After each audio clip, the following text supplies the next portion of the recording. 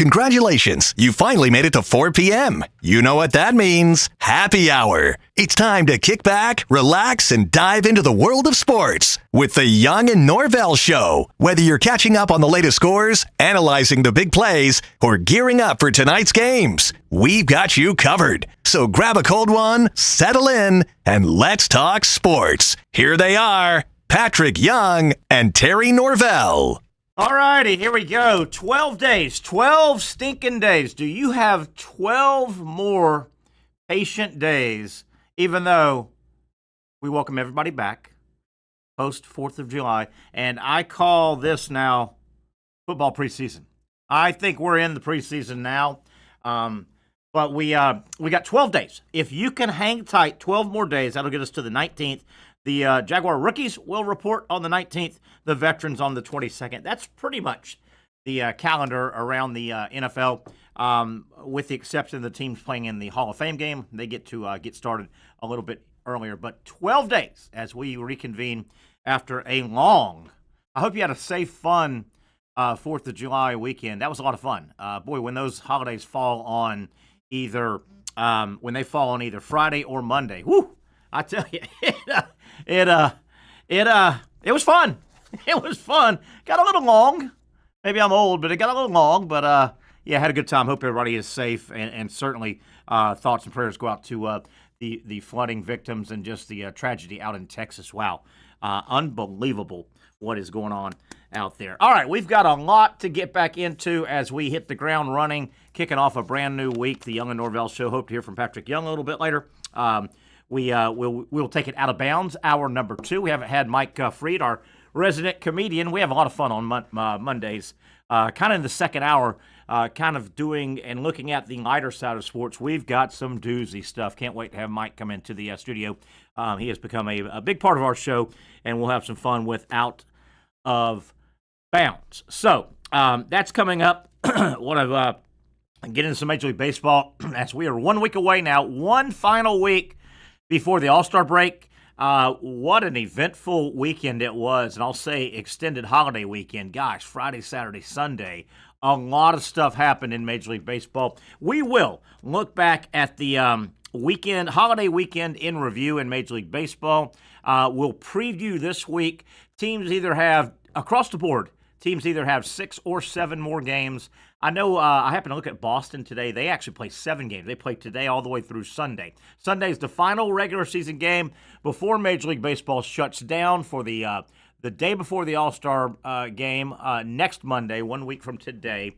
And then, of course, the festivities go on that Monday, including the home run hitting contest, if anybody wants to participate. A lot of people have turned that down. So next week, next Tuesday, is the All-Star game. Wednesday, Thursday, the All-Star players get a chance to get back and catch their breath a little bit. You don't want to punish the All-Star players for making the game. And then everybody gets back together the following Friday. So a lot of baseball to talk about. Holiday weekend review. We'll peek ahead. Again, teams will either have 6 or 7 games this week. The All-Star game and the All-Star break doesn't always happen right at midpoint. Midpoint would be 81, but they will be, once they break this Sunday, once everybody finishes this Sunday, every team will have played about 97, 98 games, close to 100 games. So they'll only have, 62 or so. They'll go nearly 100 and then 62-ish in the second half. So it's not an exact break halfway, but there are some really, really interesting things going on in Major League Baseball. We've got some teams surging. We'll talk about the Toronto Blue Jays. My God, the Houston Astros. And we have some big boys floundering. Don't look now. The New York Yankees are going sideways, if not backwards right now. Tough last couple of weeks for the Yankees.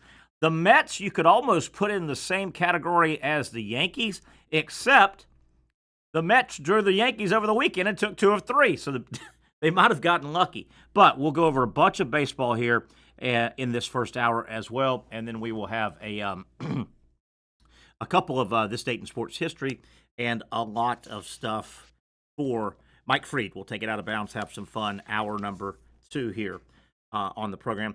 College football recruiting news. Good last couple of days for both Florida State and Florida.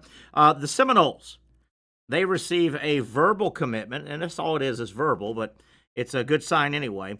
5-star cornerback from Sarasota, Chauncey Keenan, I believe is the last name pronunciation. 5-star cornerback commits to the Florida State Seminole football program. I think that was yesterday, and earlier today, the Florida Gators stayed hot on the recruiting trail. Billy Napier and the Gators, they get a verbal commitment from 4-star linebacker Malik Morris, highly recruited kid out of Lakeland, which is a high school football powerhouse that has been good to the Gators over the years. Morris, again, the cornerback for Florida State, don't have the numbers on him in terms of size.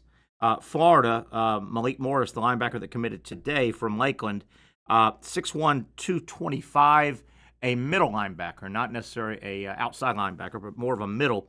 And supposedly Florida gathered his commitment away from Miami and or Texas A&M. That was kind of the final three. Am I seeing this right here? As we'll welcome Casey Kurtz if he's around. I'm trying to get an update on Wimbledon, and am I seeing center, if I'm pronouncing that right, the number 1 seed? And I see retired as we welcome Mr. I have no idea. Kurtz. Yeah. Wow. I don't even know who that person is. The number 1 seed on the men's side.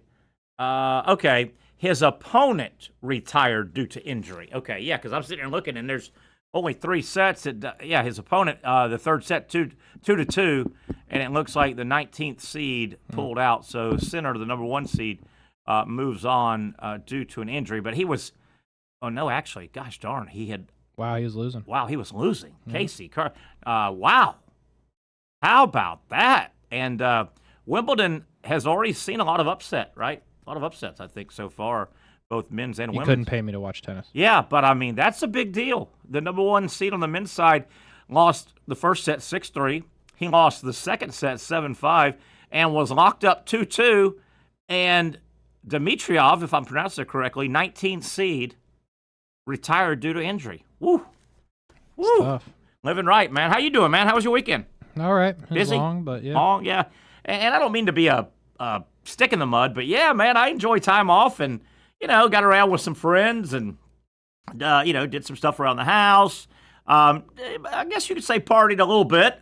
And sometimes those long weekends need to end, if you know what I mean. Yeah, I mean, mine, we were at a wedding, so it just kept going. But, listen, I'm never going to be one to complain about a long weekend, that's for sure. But it was an extended one, so I'm not mad at it. Yeah, boy, how about that flood? Those floods going on in Texas, man, that's horrible. Yeah, you seen that? Goodness gracious! Well, you just never know. Mother Nature. Boy, true. She is undefeated. She wins. That's what they say. She wins. Baseball. Wow, we're at it now, man. It's about the nitty gritties here. We've got a week. Everybody has either 6. Some teams actually are going to play 7 straight days today, all the way through Sunday. But 6 or 7 games left to get positioned for the All-Star break. Live. 2, in case you probably saw this, I know you're busy, but 2 teams in Major League Baseball, both in the American League, are red hot. The Toronto Blue Jays, you see what they're doing now? They're up 3 games. Yeah, I saw that. Toronto, 8-game winning streak, and their next. Everybody has 2 series left. Right. Generally, 2 3-game series. Some of them have a 4-game here and there. Toronto, 8 straight wins. They lead by 3 over the Yankees and Tampa Bay. And here's their next 2 series.